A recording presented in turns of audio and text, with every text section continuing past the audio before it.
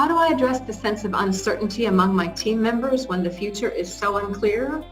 That's the question that I've been answering in this series of 4 tips. And here's the 4th one. Listen. James Shapiro, who was the former CEO of Zurich Insurance, one of the largest insurance companies in the world with more than 50,000 people, when he was retiring, someone asked him the most important lesson he learned throughout his entire illustrious career.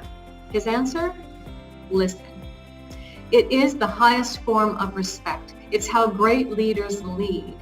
And it's one thing to ask questions, but it is another thing to really genuinely listen. Now, what do I mean by genuinely listening? Well, often we listen to respond. What does that look like? Someone's talking, and as we're listening-ish, little voice inside is saying, okay, well, as soon as this person stops talking, I'm going to say, that's not really listening. That's called listening to respond. What I'm talking about is listening to understand. Big difference.